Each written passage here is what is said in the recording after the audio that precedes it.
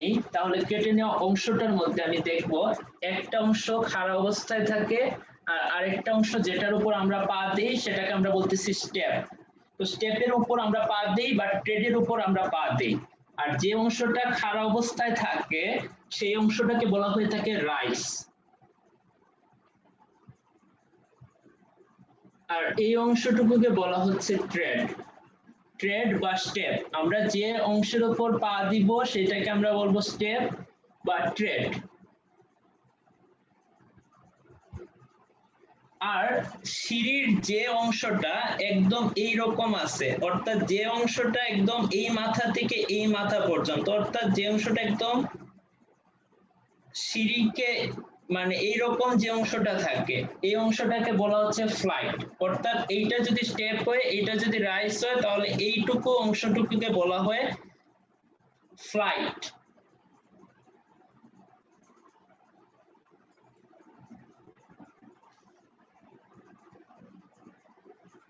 আর একদম এই যে নাকের মতো একদম কর্নারের যে অংশটা একটু শার্প থাকে, এই শার্প অংশটাকে বলা হয় নয়েজিং, নোসিং বলা হয় মনে হয়। আমার স্পেলিংটা ঠিক এটা স্যার বা স্পেলিং বলছিল কি একটা নোসিং নাকি, স্পেলিংটা হয় নাই। ট্রেড দেখলাম বা স্টেপ কোনটাকে বলে সেটা দেখলাম, রাইস কি এইটাও দেখছি, নোসিং কি সেটাও দেখলাম, আর ফ্লাইট কি এইটাও দেখলাম। এইটা হলো আমি যদি একটা সিঁড়ি নেই সেইটার বিভিন্ন পার্টস গুলার নাম কি সেইটা বললো দেখলাম আমরা সিঁড়িতে। হ্যাঁ, ফ্লাইটটা কি আবার বল। ফ্লাইট হলো এই যে একটা সিঁড়ির মধ্যে যদি আমি এইটা যদি স্টেপ হয় আর এইটা যদি রাইস হয় তাহলে যে অংশটা এই দিকে থাকবে, অর্থাৎ এটা আমি বাংলা সঠিক বাংলাটা এখন মাথায় আসতেছে না, এটা কি বলা যায় মানে যেটাতে আমরা পা রাখি সেই পোর্শনটা না, পা রাখা রাইস এই দুইটার মাঝে মানে এই জিনিসটা তো এইরকম থাকে, ধরলাম এইটা রাইস, যেই কাঠামোটার উপরে সিঁড়িটা বসানো হয় সেটা ফ্লাইট না? হ্যাঁ যেটার উপর বসানো হয় মানে এই জিনিসটাকে আমি বলতে চাইতেছিলাম। আচ্ছা বুঝছি। আর নোজিং কি, যে কর্নারের যে অংশটা শার্প থাকে ওইটাকে নোজিং বলতেছিলাম। এই হলো একটা সিঁড়ির, একটা মাত্র সিঁড়ি নিলে তার বিভিন্ন পার্টসের নাম। এখন আমরা একটা জিনিস দেখি, রাইসের হাইট মনে হয় ধরা হয় 6 ইঞ্চি আর স্টেপ ট্রেড বা স্টেপকে বলা হয় 10 ইঞ্চি। এইটার পেছনে একটা কারণ আছে। একটা প্রাপ্তবয়স্ক মানুষ বা 18 বছরের উপরে যদি আমরা যাই সাধারণত তাদের পায়ের ফুট থেকে একদম গোড়ালি পর্যন্ত এই হাইটটুকুকে বলা হয় সাধারণত হয় 10 ইঞ্চির মতো। যেহেতু আমরা পাটা রাখবো স্টেপের উপরে তাইলে আমার পায়ের যে লেন্থটা আছে সেটা হয় 10 ইঞ্চির মতো একটা প্রাপ্তবয়স্ক মানুষের ক্ষেত্রে, এর বেশিও হতে পারে কিন্তু সাধারণত সেটা 10 ইঞ্চি। এই জন্য স্টেপকে দেওয়া হয় সাধারণত 10 ইঞ্চির মতো, এর চেয়ে বেশিও দেওয়া যায় কিন্তু আদর্শ মাপ হলো 10 ইঞ্চি। আর বাচ্চাদের তো এমনিতেই পা এটার উপর বসবে, কারণ আদর্শ প্রাপ্তবয়স্ক মানুষের যে পা বসে তাহলে বাচ্চাদের পা এমনিতে এটার উপর বসবে। এইটার জন্য এই ট্রেড বা স্টেপের হাইট বলা হচ্ছে 10 ইঞ্চি।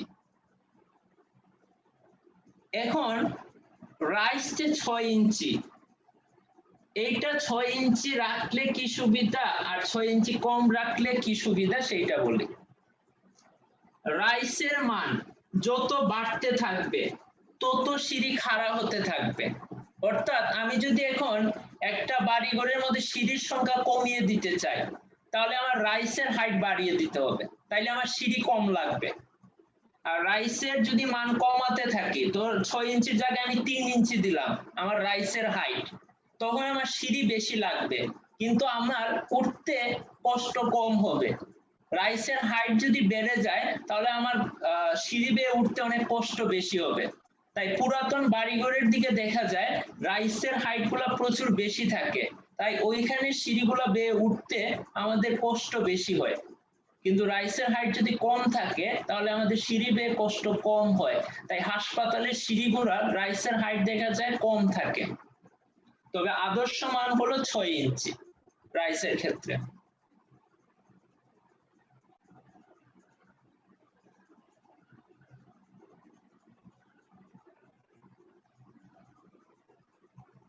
দেখলাম এখন কিছু আমরা মানে একটা স্টিয়ার কিভাবে ডিজাইন করতে হয়, সেই ডিজাইন গুলোর ক্যালকুলেশন কিভাবে করব সেইটা একটু দেখি। একটা স্টিয়ার ডিজাইনের কয়েকটা পার্ট রয়েছে।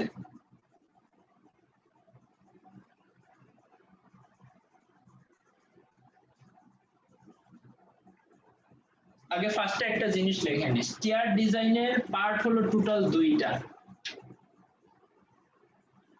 একটা হলো আমার স্টিয়ার গুলা ডিজাইন করব, আরেকটা হলো স্ল্যাবের ডিজাইন।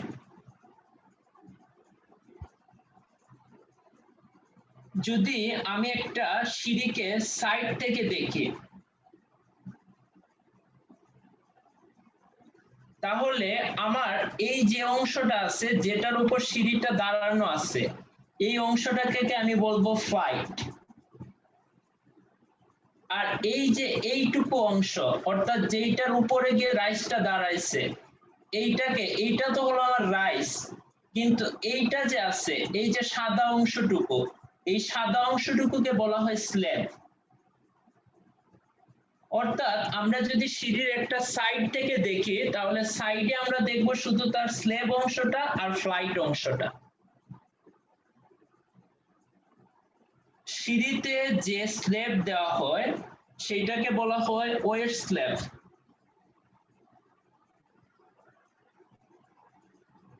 এইটার থিকনেস হয় 6 ইঞ্চির মতো।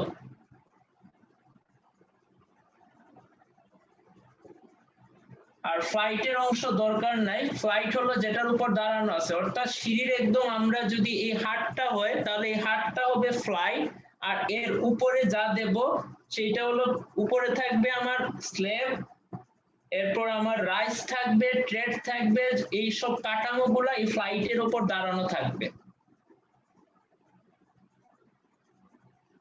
এখন আমি যে জিনিসটা এখানে দেখতেছি আমার স্টিয়ার ডিজাইনের দুইটা পার্ট, একটা হলো স্টিয়ার ডিজাইন করব আর একটা হলো স্ল্যাব ডিজাইন করব।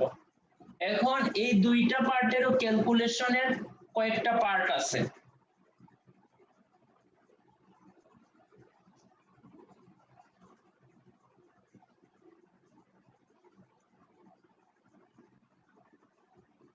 স্টিয়ার ডিজাইনের পার্টের মধ্যে দুটারই একই করে ক্যালকুলেশন করতে হয়।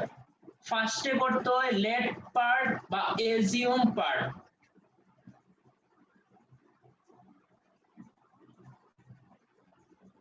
এজিউম পার্ট সেকেন্ডে আছে যেটা, সেটা হলো স্প্যান লেন্থ।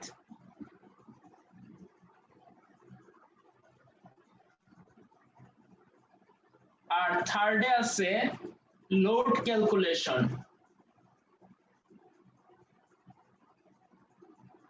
ফোর্থে থাকবে মোমেন্ট ক্যালকুলেশন।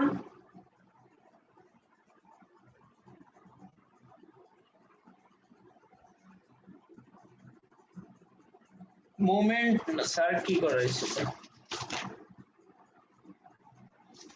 এটা ডেপথ ক্যালকুলেশন লিখি তাইলে ক্লিয়ার হয়েছে। আর 5 নাম্বার ধাপে আছে স্টিল ক্যালকুলেশন। বিমের সাথে স্টিয়ারের মিল আছে, লিন্টারেরও মিল আছে, অর্থাৎ দুইটা জিনিস পুরোপুরি ভীমের উপর নির্ভরশীল। এই জন্য লোড ক্যালকুলেশনও দেখতেছি, তারপর ডেপথ ক্যালকুলেশনও দেখতেছি, স্টিল ক্যালকুলেশন, এগুলা ভীমের মতোই অনেকটা, জাস্ট এজিউম পার্টটা একটু চেঞ্জ হবে আর স্প্যান লেন্থ পার্টটা একটু চেঞ্জ। সেম ভাবে স্ল্যাব ক্যালকুলেশনেরও এই পার্টগুলাই থাকবে।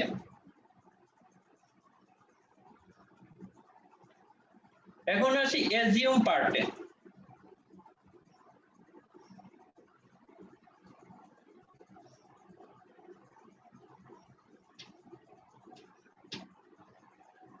অ্যাজিউম পার্টে আমি কি কি করব?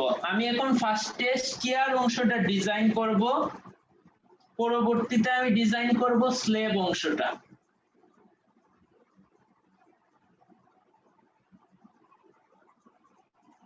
আচ্ছা, একটা যদি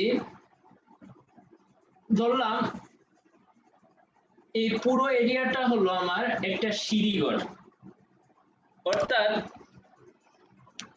আমার এই এরিয়াটার ভিতরে আমার সিঁড়িটাকে ডিজাইন করতে হবে।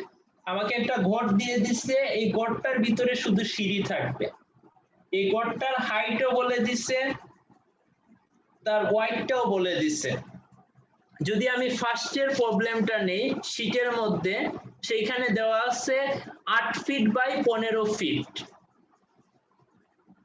মানে এইটুকুর লেন্থ বলে দিচ্ছে 8 ফিট আর এইটুকু অংশ বলে দিচ্ছে 15 ফিট। প্রশ্নে এরকম দুইটা ভ্যালু দেওয়া আছে, এই ঘরটার ভিতরে আমাকে বলে দিচ্ছে একটা সিঁড়ির ডিজাইন করতে হবে, মানে শুধু সিঁড়ি থাকবে এই ঘরটার ভিতরে। এখন আমরা যদি এইরকম একটা সিঁড়ি চিন্তা করি, তারপর এইখানে এসে আমাকে কিছু সময় রেস্ট নিতে হয়, যে অংশটাতে দাঁড়িয়ে আমি রেস্ট নেই বা যে জিনিসটা আমাকে ডিরেকশন চেঞ্জ দেয় সেইটাকে বলা হয় ল্যান্ডিং। যে অংশটাতে আমি বিশ্রাম নেব বা যে অংশটা আমার ডিরেকশন চেঞ্জ করবে সেইটাকে বলা হচ্ছে ল্যান্ডিং। আর আমি যার উপর দিয়ে যে অংশগুলোতে আমার সিঁড়িগুলো অবস্থান করবে সেই অংশটুকুতে আমি চলাচল করব, অর্থাৎ আমি এখান থেকে গিয়ে তারপর এইখানে উঠবো, তারপর এইখানে উঠবো। এই জন্য যেহেতু আমি এই এরিয়াটুকুতে চলাচল করতেছি, তাই এই এরিয়াটুকুকে বলা হয় গোয়িং।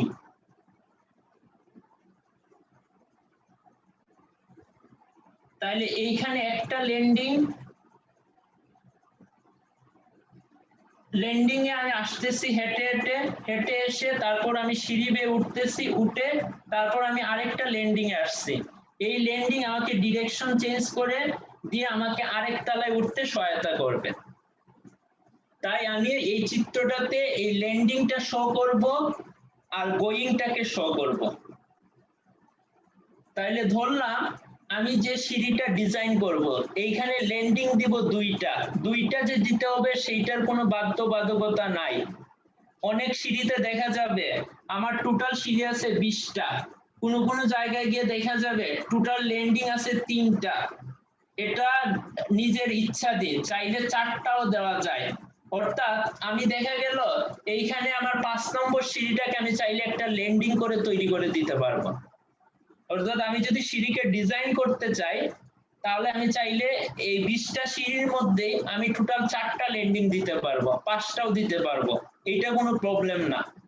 তবে আমি মিনিমাম ধরে নিতেছি আমার ল্যান্ডিং হলো 2টা।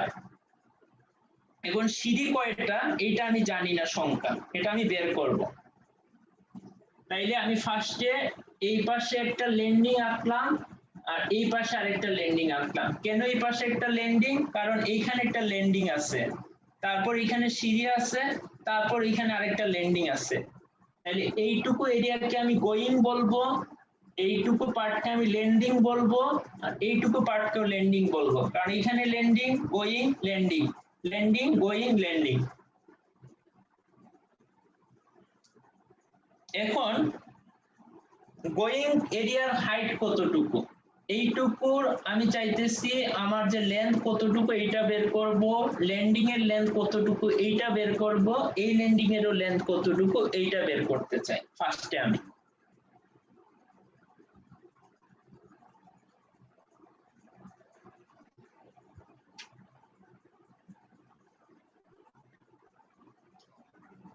গোয়িং বের করার সূত্রটা হলো এরকম,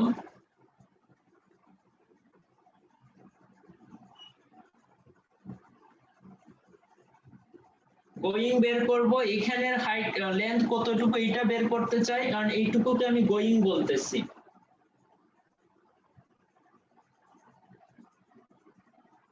আর এইটুকুকে আমি বলতেছি ল্যান্ডিং, আর এইটুকুকে আমি বলতেছি ল্যান্ডিং। এখন আমি চাইতেছি এইটুকুর লেন্থ কত, এইটা আমি বের করব ফার্স্টে। এইটা বের করার সূত্র হলো number of trade minus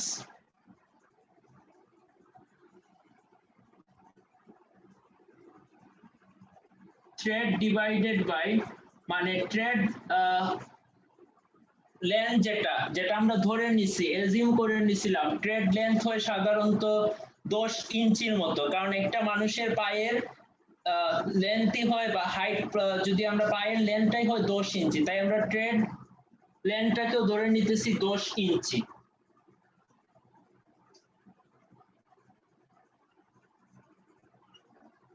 R divided by 12, কারণ এই জিনিসটাকে ফিটে রাখতে হবে, এই জন্য আমি 12 দিয়ে ভাগ করতেছি।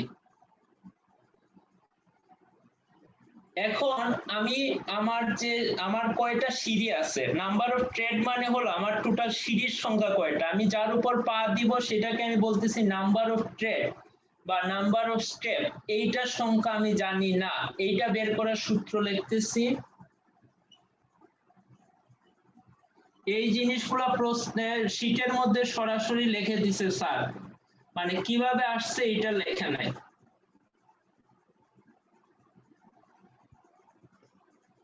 Number of trade equal to building height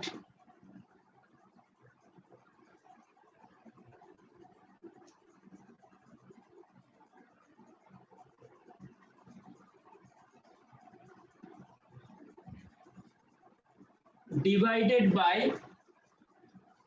রাইসার, মানে রাইসের কতটুকু আমি এজিউম করছি, রাইস এজিউম করছি মানে রাইস হাইটটাকে এজিউম করে নিচ্ছি আমি 6 ইঞ্চির মতো, তাই আমি সরাসরি লিখে দিতেছি 6 ডিভাইডেড বাই 12। ইঞ্চিতে মান থাকতে পারবে না, এই ভ্যালুটাকে ধরতে হবে সব সময় ফিটে, তাহলে এইটা হলো ট্রেড আর এইটা হলো রাইস। 6/12 মানে 1/5। বিল্ডিং হাইট, বিল্ডিং হাইট কথাটার মানে হলো প্রতি তালাকে আমরা ধরি 10 ফিট করে, অর্থাৎ প্রতি তালা বিল্ডিং এর হাইট হয় 10 ফিট করে। এটা প্রশ্নে বলা থাকবে অথবা নাও থাকতে পারে, যদি না থাকে তাহলে প্রতিটা বিল্ডিং এর হাইট ধরা হয়, প্রতি তালার হাইট ধরা হয় 10 ফিট করে, তখন 10 ফিট এজিউম করে এই বিল্ডিং হাইট ধরতে হবে। তাহলে বিল্ডিং হাইট যদি 10 ফিট হয় আর 6 ডিভাইডেড বাই 12 যদি করি তাহলে এটা আসে 0.5, 10 কে 0.5 দিয়ে যদি আমি ভাগ করি তাহলে আমার নাম্বার অফ ট্রেডের সংখ্যা আসবে 20টা। বিল্ডিং হাইট প্রশ্নে যেটা থাকবে সেইটা, আর যদি না দেওয়া থাকে তাহলে এটা এজিউম করে নিতে হবে 10 ফিট। অনেক সময় এই প্রশ্নগুলো ফিটে না দিয়ে মিটারে থাকে, তখন 10 ফিটকে মিটারে কনভার্ট করলে ভ্যালু যত আসে ঠিক সেটাই হবে তার building height.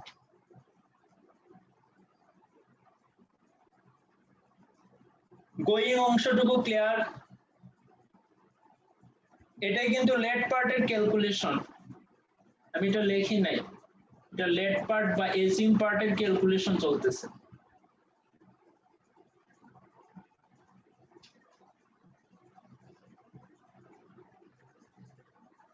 Number of trade মানে গোয়িং অংশটুকু আমার বের করা শেষ, এখন বাকি আছে ল্যান্ডিং অংশটুকু।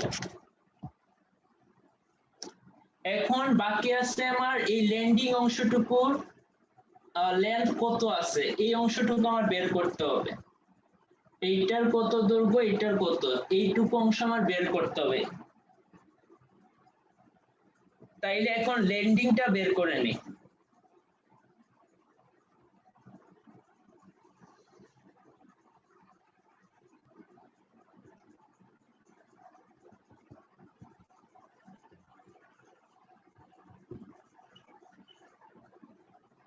ল্যান্ডিং বের করার সূত্র হলো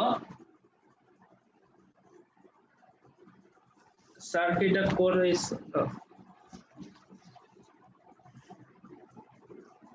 এইখানে স্টিয়ারের কোন ম্যাথটা করাইছে জয়?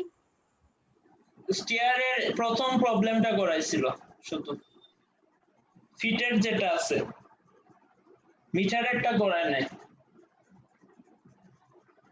এখন এই ল্যান্ডিং এর এই যে এইটুকুর লেন্থ কত সেটা আগে আমরা নিব। এইটুকুর লেন্থ হলো 15 ফিট। তাইলে আমি লিখলাম এইটা যদি ঘরের দৈর্ঘ্য তাহলে এটা ঘরের প্রস্থ,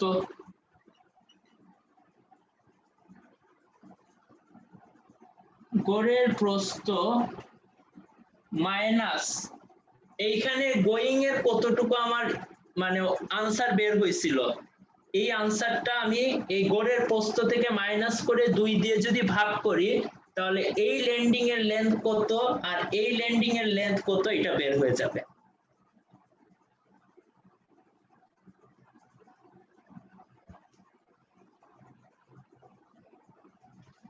গড়ের প্রস্থ মাইনাস গোয়িং ডিভাইডেড বাই 2 অর্থাৎ এইটুকু 15 ফিট গড়ের প্রস্থ আর এইটুকুর আনসার আমি আগের স্টেপে আগেই বের করছিলাম গোয়িং এর সূত্র দিয়ে। তাহলে গোয়িং এর অংশ যেটা বের হয়েছিল ওই আনসারটা থেকে আমি যদি গড়ের প্রস্থ মাইনাস করি তাহলে যে আনসারটা আসবে সেইটাকে যদি 2 দিয়ে ডিভাইড করি তাহলে আমি ল্যান্ডিং কত মানে এইটুকুর অংশের মান কত আর এইটুকু অংশের মান কত সেটা বের হয়ে যাবে। তাইলে লেট পার্টে আমরা যে কাজটা করলাম ল্যান্ডিং বের করলাম আর গোয়িংটা বের করলাম, আর দুইটা জিনিস লিখে দিতে হবে। এখন আমার ধরলাম সিঁড়ি আসছিল 20টা মানে নাম্বার অফ ট্রেডের আনসার আসছিল ধরলাম সাপোজ নাম্বার অফ ট্রেড আসছিল ধরলাম 20টা যেটা আমরা সূত্র দিয়ে বের করছি, ধরলাম 20টা আসছে। এখন এই 20টা কোথায় দেখাবো? এই 20 দেখাবো আমার গোয়িং এরিয়াতে, কারণ সিঁড়ি সব থাকে গোয়িং এরিয়াতে। ট্রেড মানে হলো স্টেপ বা সিঁড়ি যেটাই বলি। তাহলে 20টা যদি হয় তাহলে এক পার্টে দিব আমি 10টা আর আরেক পার্টে দিব 10টা, মাঝখানে আমি একটা পার্টিশন দিলাম দিয়ে এইখানে দুইটা টান দিব, এইদিকে একটা পার্টিশনের পার্ট আর এইদিকে আরেকটা পার্টিশনের পার্ট। এই অংশটা কেন একটু মানে খালি রাখছি এটা পরে বলতেছি। তাহলে এই পার্টে দিব আমি 10টা সিঁড়ি আর এই পার্টে দিব আমি 10টা সিঁড়ি, কারণ আমার আছে টোটাল 20টা সিঁড়ি। তাইলে এখানে আমি এই একটা টান দিলাম তারপর আরেকটা টোটাল 10টা টান দিব, একটা টান দুইটা টান 3টা 4টা 5টা 6টা 7টা 8টা 9 আর 10টা। এরপর ধরলাম আমার এইটা আমার এরিয়া, এইখানে আমি ফার্স্টে হেঁটে আসবো, হেঁটে এসে আমি এই দিক দিয়ে সিঁড়িতে উঠতে থাকবো, উঠে গিয়ে আমার এইখানে এসে ডিরেকশন চেঞ্জ হবে, হওয়ার পর আমি এই দিক দিয়ে আবার সিঁড়িতে উঠতে থাকবো। তাইলে এই পার্টে 10টা দেওয়া শেষ, এখন এই পার্টে আরো 10টা দিতে হবে। তাহলে এই বরাবর যা টেনে গেছি ঠিক ওই বরাবর সেম টানগুলা টেনে যাব।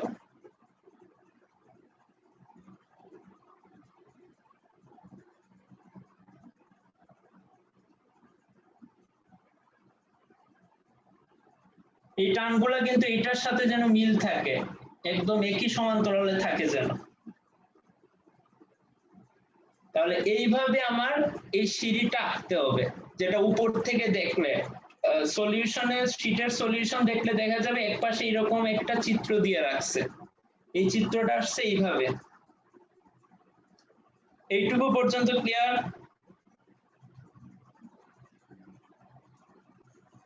এখন বাকি আছে স্প্যান লেন্থের পার্ট। এরপর বাকি অংশ একদম সম্পূর্ণ ভীমের মতোই, ভীম ক্যালকুলেশনের মতোই। আমার এইটুকু যদি আমার 8 ফিট দেওয়া থাকে, আমি জানি ওয়াইড অফ দ্য স্টেপের ভ্যালু ধরে নিতে হয় 3.8 ফিট।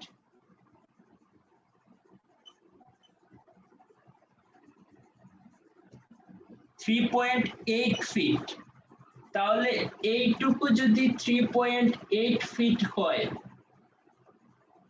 আর এইটুকু যদি 3.8 ফিট হয়, তাহলে আমার এই খালি অংশটুকুর মান কত হবে? 3.8 প্লাস 3.8 থেকে যদি আমরা -8 দেই, তাহলে খুব সম্ভবত আসবে 0.4 ফিট বা 4 ইঞ্চি।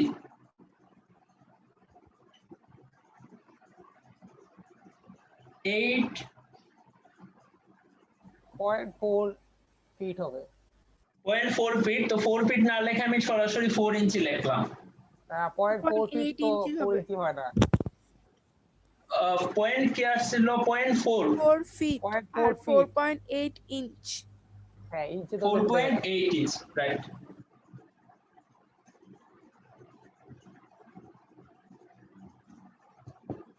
আমি ডাইরেক্ট 4 ফিট লিখলাম। এই জিনিসটাই স্যার 4 ইঞ্চি লিখে রাখছে শীটের মধ্যে, খুঁজ করে দেখলে দেখা যাবে।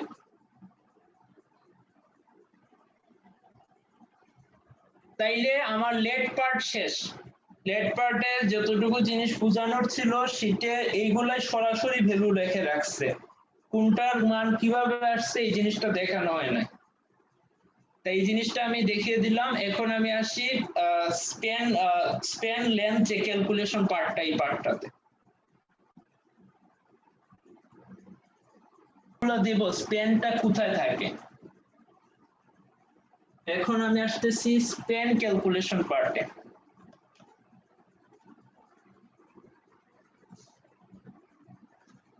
স্প্যান ক্যালকুলেশন পার্ট যখন আমি লিখব, স্প্যান লেন্থ লিখি, কারণ স্প্যান লেন্থ বের করতে হবে। তাহলে এই একটা ল্যান্ডিং, তারপর আমার এখানে সিঁড়ি, তারপরে আরেকটা ল্যান্ডিং। যখন সিঁড়ি তোলা হয় তখন দেখা যায় এইখানে একটা ভীম দেওয়া হয়, মানে এইখানে যদি আমার ল্যান্ডিং থাকে তাহলে ঠিক এই জায়গাটা একটা ভীম দেওয়া হবে। এই ভীমটার উপরে আমি রডগুলা দিব, যেখানে আমার এই যে মানে যে সিঁড়ির পার্টটুকু আছে, অর্থাৎ আমি যেটা মানে যে স্টেপগুলা দিয়ে দিয়ে সিঁড়িতে উঠবো, ওইখানে এইখানে যে সিঁড়ির পার্টটা, এইখানে একটা বিম থাকবে, আবার মানে একটা ল্যান্ডিং এর মাথায় একটা বিম, আরেকটা ল্যান্ডিং এর মাথায় আরেকটা বিম থাকবে।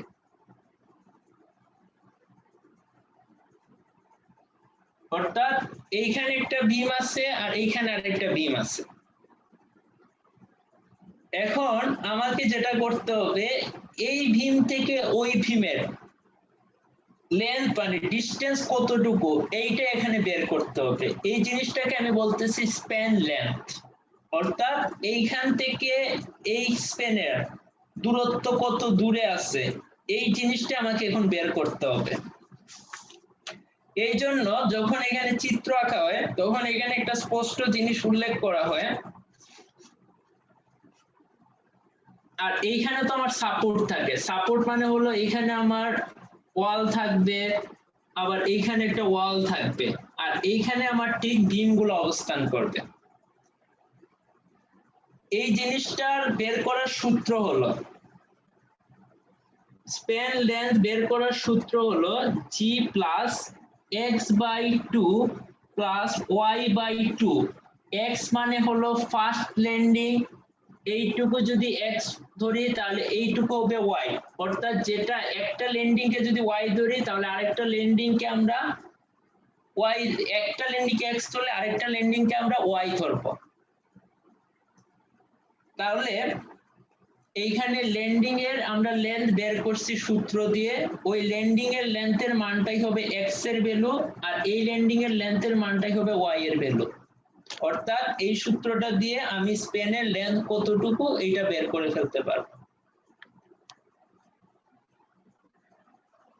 এই গেল স্প্যান লেন্থ ক্যালকুলেশন পার্ট।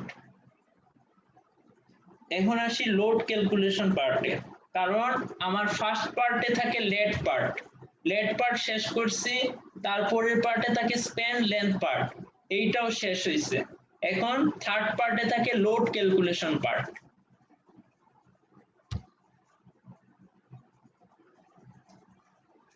সিঁড়ির ওপর দুই ধরনের লোড কাজ করে, একটা হলো ডেড লোড, আর একটা হলো লাইভ লোড। এখন আমাদের যে কাজটা করতে হবে সেটা হলো ডেড লোডের মানটা ক্যালকুলেশন করতে হবে।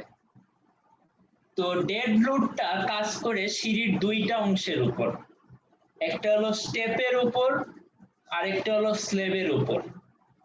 তাহলে আমার মূলত বের করতে হবে স্ল্যাবের উপর কতটুকু ডেড লোড আছে সেইটুকুর মান, আর স্টেপের উপর কতটুকু ডেড লোড আছে ওই সেইটুকুর মান। অর্থাৎ এখানে স্ল্যাব আর স্টেপ এই দুইটা অংশের আমি ডেড লোডের ভ্যালু বের করব।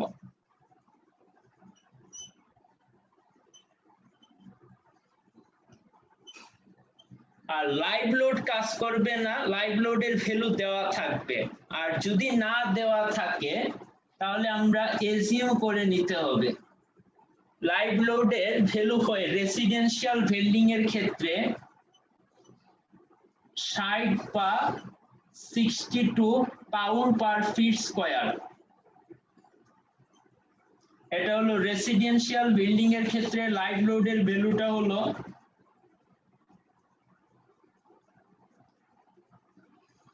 60 বা 62 পাউন্ড স্কয়ার, অর্থাৎ 60 ও হতে পারে ভ্যালু বা 62 পাউন্ড পার ফিট স্কয়ার। এই দুইটা ভ্যালুর মধ্যে যে কোনো একটা ভ্যালু ধরলেই হবে।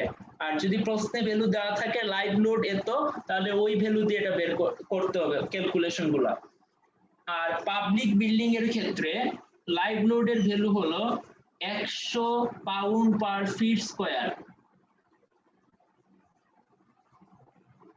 বা পাবলিক বিল্ডিং মানে হলো অফিস, এয়ারপোর্ট, স্কুল, কলেজ, যেগুলাতে মানুষ বসবাস করে না সেগুলোকে পাবলিক বিল্ডিং বলে।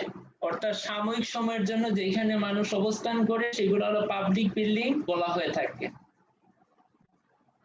ডেড লোড দেখলাম দুইটা জিনিসের উপর কাজ করে, স্ল্যাব আর স্টেপ। আর লাইভ লোডের মান দেওয়া থাকবে, আর না থাকলে সেটা 60 বা 62 ধরতে হবে রেসিডেন্সিয়াল, আর পাবলিকের ক্ষেত্রে 100 পাউন্ড পার ফিট স্কয়ার। এখন ডেড লোড ক্যালকুলেশন কালকে দেখবো না এখনো কন্টিনিউ করব?